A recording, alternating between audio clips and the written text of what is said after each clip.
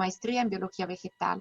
Obtuvo el doctorado en paleobiología en la Universidad de Chicago y realizó una estancia postdoctoral en la Universidad de California. Actualmente es investigadora y directora del Instituto de Biología de la UNAM. Su investigación se desarrolla principalmente en tres áreas: evolución de la forma floral, relaciones filogenéticas, edad y diversificación de clados mayores de plantas vasculares, análisis de la diversidad florística con una perspectiva filogenética.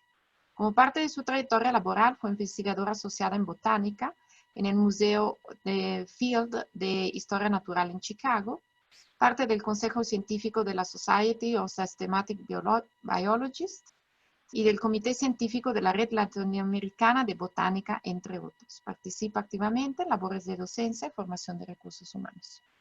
Entonces, adelante, Susana, si quieres compartirnos tu presentación. Sí, muchas gracias. Buenos días. Listo. Pues, al igual que todos, yo agradezco muchísimo a Lucía la invitación a impartir una charla en este coloquio sobre geociencias.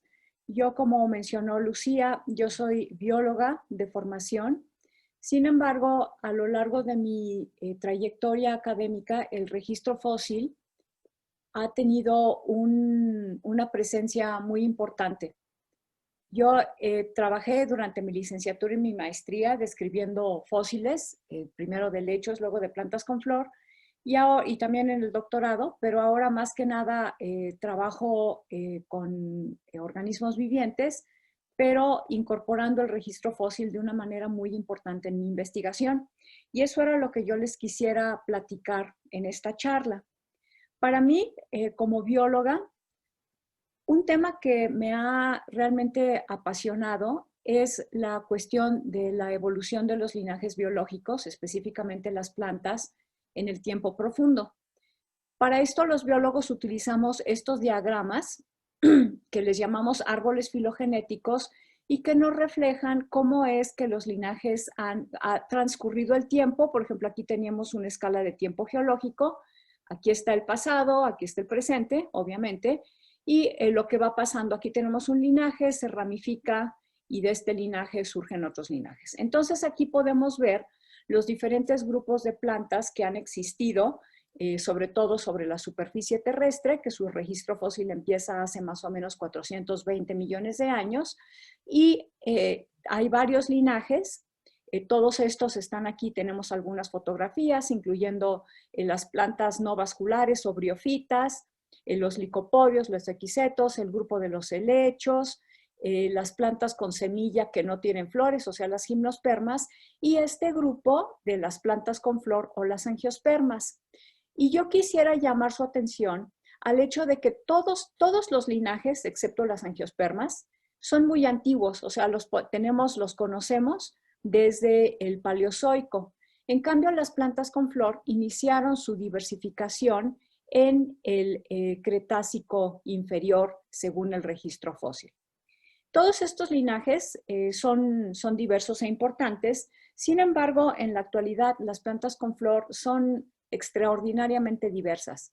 Por ejemplo, en conjunto, el resto de las plantas que no tienen flores tienen menos, aproximadamente unas 30,000 especies, cuando más.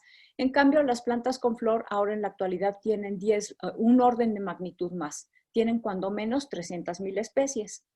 Además, estas plantas tienen atributos que realmente representan innovaciones en sus cuerpos vegetativos y en sus cuerpos reproductivos. Por ejemplo, las plantas con flor han inventado maneras totalmente diferentes en sus cuerpos vegetativos. Por ejemplo, tienen unos sistemas de ramificación en los árboles que no están en otras plantas. También hacen cosas que otras plantas no hacen. Por ejemplo, se han convertido en epífitas. Hay helechos epífitos, pero estos helechos epífitos literalmente evolucionaron a la sombra de las angiospermas. También son carnívoras, tienen toda la estructura que es la flor, es un conjunto, es un hotspot de innovaciones. Y tal vez una cuestión muy importante es que inventaron una serie de funciones nuevas e interacciones complejas con otros organismos y en la actualidad realmente representan la base de los ecosistemas que tenemos en la Tierra. Entonces, a mí este tema realmente me ha fascinado porque específicamente me hace preguntarme por qué a lo largo de la vida existe un linaje que ha quedado latente por muchos millones de años y de repente empieza a ramificarse y a producir una extraordinaria cantidad de diversidad. Entonces, este tema realmente yo lo empecé a estudiar cuando fui a estudiar el doctorado a la Universidad de Chicago. En particular, estuve yo en el Departamento de Ciencias Geofísicas, este es el edificio donde yo estudié el doctorado, en la sección de paleobiología. Aquí en esta universidad, en este departamento, hay un grupo muy conocido, muy prestigiado, que realmente es una parte fundamental en el desarrollo de la paleobiología cuantitativa. Entonces, este es un área donde se estudian el registro fósil, no de una manera tanto descriptiva, sino realmente tomando el registro fósil como un todo para dilucidar patrones evolutivos en el tiempo evolutivo profundo. Para nosotros como biólogos, aquí voy a hablar como bióloga, si contemplamos el registro fósil de las plantas con flor, vemos que aparecen los registros más antiguos, aparecen en el Cretácico inferior, son granos de polen, pero muy rápido a lo largo del Cretácico empieza a haber un incremento en la abundancia, en la diversidad y la distribución geográfica, de tal manera que en el Cretácico superior encontramos una enorme diversidad de todos los grupos en muchas regiones del planeta. Como biólogos, si no viéramos el registro fósil, como biólogos, una cosa que podemos hacer es utilizar un concepto, que es el reloj molecular, para estimar los tiempos, la edad de los grupos en el pasado. Este concepto del reloj molecular básicamente supone que las tasas de sustitución molecular entre los organismos vivientes ocurren a una tasa constante, de tal manera que la cantidad de diferencia genética refleja directamente el tiempo transcurrido. Sin embargo, el reloj molecular requiere de unas calibraciones absolutas en el tiempo. Y estas calibraciones absolutas, hay varias fuentes, pero indiscutiblemente la fuente más importante viene del registro fósil. En el registro fósil podemos utilizarlo de diferentes maneras y la manera más común de hacerlo es utilizando a los fósiles para que nos den indicación de cuál es la edad mínima en la que ocurrió una divergencia que lleva a dos especies vivientes. En mi grupo de trabajo hemos estado desarrollando diferentes estudios donde hacemos fechamientos, sobre todo incorporando a todas las plantas con flor para conocer el tiempo del origen y diversificación de sus principales grupos. Y esta investigación a la que me voy a referir ha sido desarrollada con mis colegas, el doctor Santiago Ramírez Barahona, quien en la actualidad es investigador en el Instituto de Biología, y el doctor Hervé Soque, que ahora es un investigador en el Jardín Botánico Real en Sydney, en Australia. Como antecedente, en 2015, junto con mis estudiantes, publicamos un árbol filogenético en el que aplicamos un método de reloj molecular basado en 5 genes, alrededor de 800 especies vivientes y 136 fósiles calibrando nodos. En su momento, este estudio es el que incluía una mayor cantidad de fósiles para calibrar en plantas y no solo en plantas. Hasta donde yo sé, en un momento dado fue el estudio que incluía el mayor número de fósiles. Más adelante, ya con la colaboración de Hervé y de Santiago, ampliamos este estudio, incluimos 7 genes y 1.209 especies vivientes que representan el 100% de las familias. Sin embargo, un aspecto importante no es solamente que aumentamos el número de especies, sino que se hizo un esfuerzo muy serio para incorporar lo que llamamos el grupo corona de cada una de las 100 familias. Esto representa el momento en el que dos linajes desembocan en especies vivientes. En este árbol filogenético, los linajes, las líneas sólidas representan especies vivientes y las punteadas representan fósiles. Entonces, en el grupo Corona puede haber fósiles, pero estos fósiles están más cercanamente emparentados a especies vivientes que al grupo como un todo. Y además tenemos fósiles del grupo troncal que están relacionados más cercanamente a todo el grupo como un todo. Entonces, para obtener una representación del nodo Corona, es necesario incluir dos especies del grupo Corona, pero estas dos especies, una tiene que venir de esta rama y la otra tiene que venir de esta otra rama.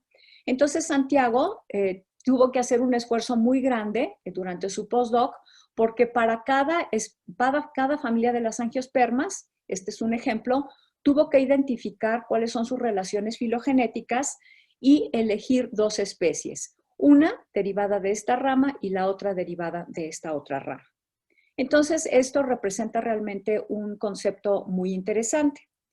Aquí, en este caso, también aumentamos el hecho de que pudimos aumentar el número de representantes de especies vivientes, también nos permitió aumentar el número de fósiles para calibrar.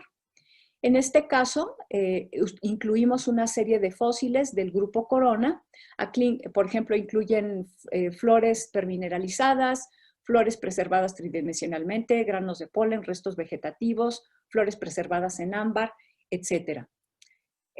Tuvimos que hacer una búsqueda muy intensiva en la literatura primaria para documentar el registro fósil, y esto fue registrado en una base de datos que hizo Hervé, y en total terminamos con 234 fósiles pertenecientes al grupo Corona. Realizamos el estudio, este es el árbol fechado, pero gracias a que teníamos muestreado el linaje troncal y el grupo Corona, fue posible darnos cuenta, documentar por primera vez, que si bien la mayor parte de las familias de las angiospermas apareció durante el Cretácico, estas iniciaron su diversificación hasta el Cenozoico. Es decir, existe un lapso de tiempo, una laguna de tiempo entre el origen de los linajes y su diversificación para mostrar a las especies vivientes. Y esto fue un descubrimiento que realmente es muy importante y nos da pie para pensar en la dinámica evolutiva a gran escala de las plantas con flor.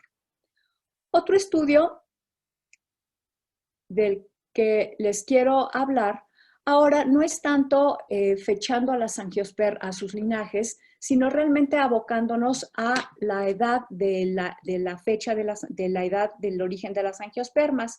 Y esta investigación está motivada en gran parte porque hasta ahora la gran mayoría de los estudios realizados con relojes moleculares, es decir, basados en especies vivientes, proporcionan una edad que, bueno, existe una gran variación, pero todas estas edades que están en rojo son sustancialmente más antiguas que la edad de la aparición de los órdenes en el registro fósil. Es decir, existe una discrepancia entre las edades estimadas del reloj molecular con las edades estimadas del registro fósil. Para llevar a cabo esta investigación, aquí aplicamos un método recientemente desarrollado. También es un tipo de reloj molecular, pero en este caso los fósiles son parte del proceso evolutivo que genera a la biodiversidad. Este proceso evolutivo es el mismo el que generó a los fósiles, que el que generó a las especies vivientes, y de manera muy importante, los fósiles en este método, que se llama el proceso de nacimiento y muerte fosilizado de las plantas con flor, pueden aparecer como terminales de ramas extintas o bien como ancestros de linajes que continuaron en el tiempo. Este método fue propuesto sobre todo por la doctora Tania Stadler y Tracy Heath, que fueron colaboradoras en este proyecto, junto con una postdoc que ha implementado los métodos. Estos son métodos altamente bayesianos, basados en modelos evolutivos. Y la idea es que a lo largo del tiempo ocurre el proceso evolutivo y da origen simultáneamente a los fósiles y a las especies vivientes. Aquí quiero detenerme porque realmente este modelo de diversificación es es un modelo extremadamente sofisticado, es realmente un avance conceptual y metodológico que realmente por primera vez está integrando a los fósiles y a las plantas vivientes en el mismo proceso evolutivo. Y me da mucho gusto comunicarles que este desarrollo ha sido hecho totalmente, no totalmente, pero liderado por mujeres. Es interesantísimo ver cómo los artículos sobre los procesos de diversificación, sobre todo en la última década, son mayoritariamente de mujeres. Y estos métodos involucran unos métodos matemáticos realmente muy profundos. Entonces, este es un punto que yo quisiera resaltar. Realizamos este estudio, bueno, ya les conté del registro fósil del grupo corona de las angiospermas. En este caso, en el caso del proceso de nacimiento y muerte, era necesario incluir a los fósiles del linaje troncal. En este caso, sabemos que en la actualidad hay 5 grupos de plantas con semilla vivientes, incluyendo las cícadas, las coníferas, por supuesto las angiospermas, pero el registro fósil nos indica que hay muchísimos grupos de plantas fósiles con semilla extintas. Aquí tengo nada más una lista, pero en realidad no entendemos muy bien cómo están relacionados entre sí y cómo se relacionan con las plantas vivientes. En este caso, incluimos una muestra derivada de análisis filogenéticos utilizando datos morfológicos e incorporamos aquí como linajes troncales a 5 grupos que incluyen órganos que sugieren que representan algunas etapas en la evolución de las plantas con flor. En este caso, incluimos 243 fósiles del grupo corona, 48 fósiles del grupo troncal, aplicamos el modelo de nacimiento y muerte fosilizado, pero incluyendo 2 variantes. Uno que supone que el muestreo que tenemos de las plantas vivientes fue hecho estocásticamente y otro que es mucho más realístico, que admite que el muestreo que tenemos de las plantas vivientes es altamente sesgado. Rápidamente voy a pasar a los resultados. Aquí tenemos el árbol filogenético fechado. Todo lo que tenemos aquí representa el linaje troncal y por eso, como todos están extintos, no llegan al presente, que está aquí. Y todo lo que está aquí es el grupo corona de las angiospermas. Los que llegan al presente, naturalmente, son las especies vivientes y las que se quedaron en el camino son los fósiles del grupo troncal que se han extinto. Recuerdan ustedes que aquí el motivo de realizar este estudio era estimar la edad de las angiospermas con este método y en este caso nos dio una edad de 318 millones de años que es muy antiguo, está en el Carbonífero. Entonces para nosotros esto fue altamente desconcertante porque como si estábamos incluyendo un modelo que explícitamente incluye el registro fósil, ¿por qué nos dio un estimado de edad tan antiguo? Y aquí siempre es muy importante acordarnos que cuando utilizamos modelos paramétricos, es muy importante que estos modelos sean lo más cercano, lo más correcto, que reflejen de la mejor manera la realidad. Entonces aquí estábamos teniendo un aspecto en el cual realmente no reflejaba la realidad y que era lo que les mencioné, que estábamos suponiendo que el muestreo de plantas vivientes fue tomado estocásticamente. Esto de ninguna manera, esto refleja un muestreo estocástico, porque las familias vivientes de plantas con flor tienen tamaños muy diferentes. Unas tienen una o muy poquitas especies, mientras que hay otras que incluyen decenas de miles de especies. Si hubiéramos hecho un muestreo estocástico, estas familias muy grandes hubieran quedado mayoritariamente representadas y como biólogos lo que queremos es representar a todas las familias. Entonces, ¿qué hicimos?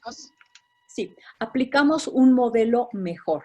En este caso, hicimos el proceso de nacimiento y muerte diversificado y encontramos que el estimado de la edad de la diversificación de las angiospermas es 167 millones de años, que es mucho más cercano a la edad de aparición en el registro fósil, que es de aproximadamente 140 145 millones de años.